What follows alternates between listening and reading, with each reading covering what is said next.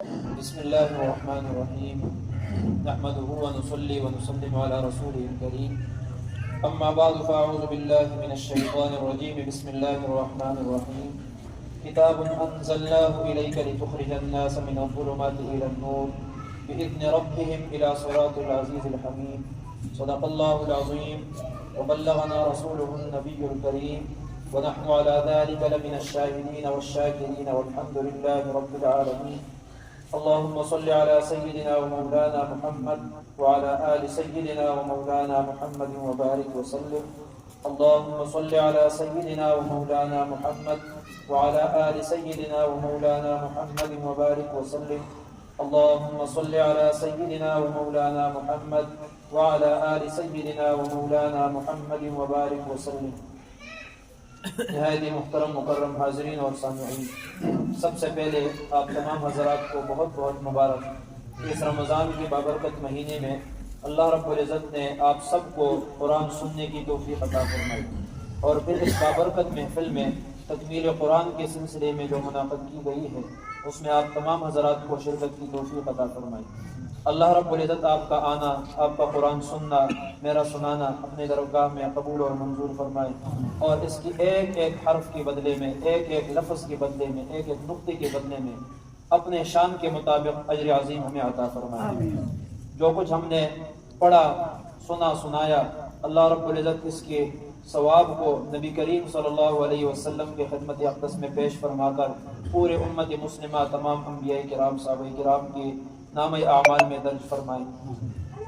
بہرحال اس جامعہ مسجد کے اندر الحمدللہ اللہ کے فضل و کرم سے یہ میرا 11واں مصلی ہوا، اور دل سے دعا نکلتی ہے کہ اللہ رب العزت نے آپ جیسے بہترین، جس طرح مسجد میٹھی مسجد سے مشہور ہے اور نام میٹھی مسجد ہے، اللہ رب العزت نے مجھے مقتدی بھی ایسے میٹھے میٹھے عطا فرمائے۔ اللہ رب العزت جو ہمارا رشتہ ہے، ہمارا آپس میں جو رشتہ ہے وہ اسلامی رشتہ ہے، اس رشتے کو نبھانے کی ہمیں اللہ رب العزت توفیق عطا فرمائے، اور موت تک ہمارا اس رشتے کو بچا کر رکھنے کی ہمیں توفیق عطا فرمائے، اور ایک دوسرے کا ساتھ ہمیں نصیب فرمائے۔ اور رشتی ویسے بھی بڑا زرخیز گاؤں ہے، جب ہم آ گئے ہیں تو بس پھر یہاں کے ہو ہی گئے۔ اللہ رب العزت نے پھر ابھی اپنی جگہ بھی عطا فرمائی ہے، اللہ کا لاکھ لاکھ شکر ہے۔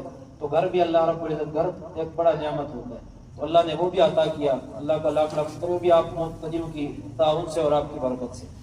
تو بہرحال اس مسجد کے اندر وقت گزرا، اور اب یہاں پر دل بھی لگ گیا، اور اس مسجد کے لیے اور اس کی تعمیر و ترقی کے لیے دل سے دعا نکلتی ہے۔ کتاب اللہ جو ہم نے اس رمضان المبارک میں سنایا اور آپ سب نے سنا، یہ اللہ رب العزت کی طرف سے ایک پیغام ہے۔ گزشتہ رمضان میں بھی میں نے ایک مثال کے ذریعے بات سمجھائی تھی کہ اگر کوئی عدالت کی طرف سے خط آئے اور ایسی زبان میں لکھا ہو جو ہماری اپنی زبان نہ ہو، ہمیں سمجھ نہ آ رہی ہو، چونکہ اس کے اوپر لکھا ہوتا ہے کہ عدالت کی طرف سے آ چکا ہے، تو اس لیے ہمارا ایک دوڑ لگ جائے گا، اور ہم پھر ایک کے پاس جائیں گے، دوسرے کے پاس جائیں گے، اور یہ سمجھنے کی کوشش کریں گے خط کے اندر لکھا کیا ہے، کیا آرڈر ملا ہے، مجھے کیا کرنا ہے۔ اور پھر ہمارے ملک کے حالات بھی ویسے خراب سے ہیں، تو پھر ہر بندہ پریشان ہو جاتا ہے، تو اس کو سمجھنے کے لیے ہم کتنا تگ و دو کرتے ہیں۔ تو کبھی یہ سوچا ہے ہم نے کبھی کہ یہ قرآن بھی اللہ کی طرف سے آیا ہے، چونکہ عربی زبان میں ہے، ہمیں عربی نہیں آتی، ہماری اپنی زبان نہیں ہے، مادری زبان نہیں ہے، تو کیا اس کو سیکھنا نہیں چاہیے؟ جو خالق کائنات ہے اس کے طرف سے پیغام آ چکا ہے، اور پورے زندگی کے اصول اور ضوابط، دنیا کے میں رہنے کا سلیقہ، آخرت میں کامیاب ہونے کا سلیقہ، سب کچھ اللہ رب العزت نے قرآن میں بتایا۔ کیا ہم نے سمجھنے کی کوشش کی ہے؟ اگر نہیں کی ہے تو قیامت کے دن ہم کیا جواب دیں؟ اللہ رب العزت تو پوچھے گا کہ میں نے قرآن بھی آپ بھیجا تھا، نازل کیا تھا، پیغمبر بھی بھیجا تھا، جس ہستی کے لیے پوری کائنات کو سجایا، اس کو پیغمبر بنا کر آپ کی طرف بھیجا تھا، اور آپ کو اس کی امتی بنایا تھا۔ سابقہ انبیاء جو دعائیں کر کر کے یہ کہتے تھے کہ اللہ ہمیں اس نبی کا امتی بنا، اور آپ کو بن مانگے ہم نے اس کا امتی بنایا، پھر کلام آپ کی طرف بھیجا، آپ نے سمجھنے کی کوشش کیوں نہیں؟ جواب کیا دیں گے؟ یہ ہم نہیں کہہ سکتے کہ ہمارے پاس وسائل نہیں تھے، یا سکھانے والا کوئی بندہ نہیں تھا۔ الحمدللہ ہر مسجد کے اندر امام موجود ہے۔ ویسے بھی قرآن کے 4 فرض ہیں، 3 فرض عین ہے ہر بندے کے لیے لازم ہے۔ قرآن کے الفاظ سمجھنا، قرآن کے الفاظ ادا کرنا، تلفظ ٹھیک کرنا، یہ ہر بندے کے اوپر فرض ہے۔ جو کلمہ گو ہے اس کے اوپر فرض ہے۔ قرآن کی معانی اور مطالب کا سمجھنا ہر مسلمان کے اوپر فرض ہے، اور اس قرآن پہ عمل کرنا ہر مسلمان کے اوپر فرض ہے۔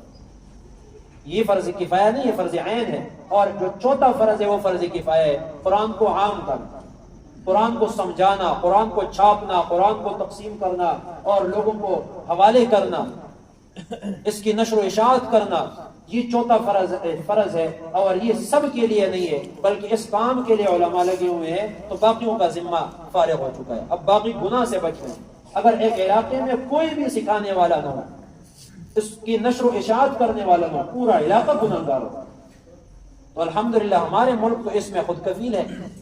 یہاں پر جتنا بڑا ڈاکٹر ہے باہر سے پڑھ کے آیا، جتنا بڑا انجینئر ہے باہر کی یونیورسٹیوں میں پڑھ کے آیا ہے، لیکن الحمدللہ یہ اعزاز پاکستان کو حاصل ہے کہ دنیا کے کسی کونے میں بھی اگر کوئی بڑا عالم ہے، کوئی بڑا قاری ہے، کوئی بڑا حافظ ہے، بالواسطہ یا بلا واسطہ وہ پاکستان کے ساتھ کو ٹچ ہے۔ تو علم کے حوالے سے، دین کے حوالے سے ہمارا ملک بڑا زرخیز ملک ہے۔ اب اگر ہم نہیں سیکھتے ہیں، ہم نہیں سمجھتے، تو پھر تو ہماری کمزوری ہے۔ ہم نے خود الحمدللہ اپنے مسجد میں صبح درس قرآن بھی ہوتا ہے، کمرے کے اندر نماز کے فوراً بعد ہر بندہ اس میں شرکت کرتا ہے، ہر بندہ۔ اور بچوں کی پڑھائی کے لیے الحمدللہ مغرب تا عشاء انتظام موجود ہے۔ میرا دل ہے کہ اب اس کو میں صبح بھی کر لوں، لیکن پھر حالات کو اور روٹین کو دیکھیں گے انشاءاللہ۔ تو بہرحال مغرب تا عشاء، صبح اور زور کو تو بچے مصروف ہوتے ہیں پڑھنے میں اور پھر ٹیوشن میں، تو مغرب تا عشاء کو 1 گھنٹہ تو دے سکتے ہیں۔ آپ بڑے بھی آ سکتے ہیں، چھوٹے بھی آ سکتے ہیں۔ تو چونکہ میں آپ کی مسجد کا امام ہوں، تو میری ذمہ داری ہے آپ کو سکھانا۔ اگر میں نے انکار کیا تو پھر آپ مجھے دنیا میں بھی پکڑ سکتے ہیں، آخرت میں بھی پکڑ سکتے ہیں۔ انکار میں بالکل نہیں کروں۔ جس وقت آپ آئے، نمبر میرا لگا ہوا تھا، ابھی پورا سال لگا ہوا، اور آپ کو میں نے یہ آفر کی تھی، بتایا تھا کہ کوئی بھی مسئلہ ہو کسی بھی وقت آپ اس وہی نمبر پہ واٹس ایپ بھی ہے، وہی نمبر میرا اپنے موبائل پہ بھی پڑا ہوتا ہے، آپ اسی پہ کسی بھی وقت رابطہ کر سکتے ہیں، کسی بھی وقت رابطہ کر سکتے ہیں، آپ کو آپ کی مسئلے کا جواب مل جائے دین کے حوالے سے جو بھی مسئلہ۔ تو بہرحال مسجد ہے، اور مسجد کے اندر یہ تمام نظام ہوتا ہے، اور مسجد کی آبادی پھر پڑھنے اور پڑھانے سے، سیکھنے اور سکھانے سے، یہ مسجد کی اصل آبادی ہے۔ باقی جو جتنی بھی چیزیں ہیں یہ ضروریات ہیں۔ ضروریات اگر مسجد میں ہیں تو مقصد کو حاصل کرنے میں سہولت ہوتی ہے۔ اب دیکھیں بلڈنگ بنا ہوا ہے تو ہم سیکھنے اور سکھانے کا کام آسانی سے کر سکتے ہیں، لائٹ لگی ہوئی ہے تو ہم سیکھنے اور سکھانے کا کام، پڑھنے پڑھانے کا کام سہولت سے کر سکتے ہیں، گرمی میں پکے لگے ہوئے ہیں تو سہولت ہے، مقصد میں سہولت۔ اگر ایک بندہ بہت دور جاتا ہے اور اس کے پاس کوئی سواری نہیں، پیدل جائے گا تو مشکلات تو ہوں گی، پاؤں بھی اس کے دکھیں گے، چالے بھی پڑیں گے، لیکن اگر ایک بندہ کو اللہ رب العزت نے اس کو گاڑی دی، سہولت سے جائے گا، تھوڑے ٹائم میں زیادہ کام کرے گا۔ تو اب سواری گاڑی ہو گئی، کوئی دوسری سواری ہو گئی، یہ مقصد نہیں ہے، یہ مقصد تک پہنچنے کا ذریعہ ہے۔ تو ہماری جو مسجد ہے الحمدللہ بلڈنگ بنی ہوئی ہے، لائٹ بھی موجود ہے، پکے بھی موجود ہے، پانی بھی موجود ہے، لیکن صرف اور صرف کمی اگر ہے وہ مسجد میں حاضری لگانے کی۔ تو اللہ کرے ہماری یہ حاضری بھی پوری ہو جائے۔ اور اس کے ساتھ ساتھ آپ کو ایک مسجد کے حوالے سے ایک منصوبہ جو ہمارے ذہن میں ہے اور ہم اس کے بارے میں سوچ رہے ہیں، وہ سولر سسٹم کے بارے میں سوچ رہے ہیں۔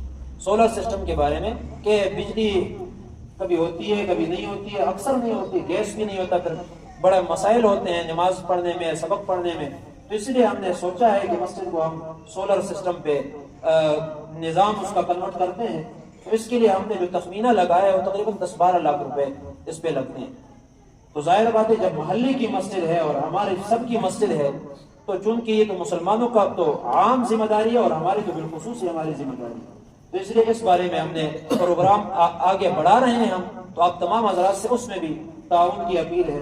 میں چونکہ بذات خود آپ کو پتہ بھی ہوتا ہے کہ جو ائمہ ہوتے ہیں، علماء ہوتے ہیں، ان کی کوئی اتنی انکم نہیں ہوتی، میں چونکہ مقروض بھی ہوں کوئی 5 لاکھ کے قریب، تو اس کے باوجود میں نے ارادہ کیا ہے 10,000 روپے دینے۔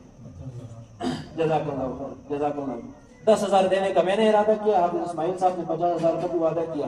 تو اس طرح کرتے کرتے قطرے قطرے سے سمندر بنتا ہے، دریا بنتا ہے۔ تو انشاءاللہ جو بیرون ملک ہمارے مقیم دوست ہیں، تعلق والے ہیں، ان سے بھی درخواست ہے کہ اس میں آپ اگر تعاون کریں گے تو یہ صدقہ جاریہ ہے۔ صدقہ جاریہ کے لیے تڑپنے والے حضرات دنیا میں موجود ہوتے ہیں، لاکھوں کروڑوں میں ہوتے ہیں، تو ان سے کی خدمت میں بھی درخواست ہے، آپ کی خدمت میں بھی درخواست ہے۔ بہرحال آپ فاقی شاہ ہو گئے، فیصل خان ہو گئے، اور براہ راست مجھ سے بھی آپ رابطہ کر سکتے ہیں اس حوالے سے۔ اللہ رب العزت سمجھنے کی اور عمل کرنے کی توفیق عطا فرمائے، آمین۔ الحمدللہ رب العالمین والعاقبۃ للمتقین والصلاة والسلام علی اشرف الانبیاء والمرسلین۔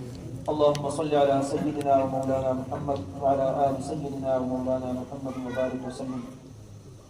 ربنا تقبل منا إنك أنت السميع العليم وتب علينا إنك أنت التواب الرحيم۔ اللهم آنس وحشتي في قبري، اللهم آنس وحشتنا في قبورنا، اللهم ارحمنا بالقرآن العظيم واجعله لنا إماما ونورا ورحمة، اللهم ذكرنا منه ما نسينا وعلمنا منه ما جهلنا وارزقنا تلاوته آناء الليل وآناء النهار واجعله لنا حجة يا رب العالمين۔ لا إله إلا الله الحليم الكريم، سبحان الله رب العرش العظيم، الحمد لله رب العالمين۔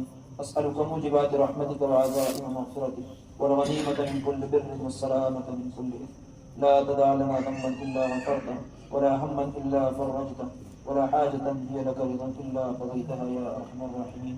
اللهم يا قاضي الحاجات فاقض حاجاتنا، اللهم يا شافي الأمراض اشف مرضانا ومرضى المسلمين۔ الہ العالمین، ختم قرآن کا موقع ہے، حدیث شریف میں آتا ہے کہ اس موقع پہ دعائیں قبول کرتے ہیں آپ۔ اللہ ہمارے دعاؤں کو قبول فرما، ہمارے گناہوں کو معاف فرما، صغیرہ کبیرہ گناہوں کو معاف فرما، آئندہ کے لیے گناہوں سے ہمیں دور فرما، ہمیں گناہوں سے دور فرما۔ جو کچھ ہم نے پڑھا، سنا، سنایا، اللہ اس کو اپنے دربار میں قبول فرما۔ جو کچھ کمی بیشی ہم سے ہوئی ہے اس کا ہم حق ادا نہیں کر سکے ہیں، اللہ آپ انصاف نہیں عافیت والا معاملہ فرما، ہمارے ساتھ عافیت والا معاملہ فرما، ہمارے ساتھ عافیت والا معاملہ فرما۔ حاضرین مجلس میں جس کی بھی جائز خواہشات ہے، جائز حاجات ہے، اللہ غیب سے مدد فرما، ان حاجات کو، ان خواہشات کو پورا فرما۔ حاضرین مجلس میں مجھ سمیت جتنے بھی مقروض ہیں، اللہ ان کے قرضوں کی ادائیگی کا بندوبست فرما، ان کو قرضوں سے نجات عطا فرما۔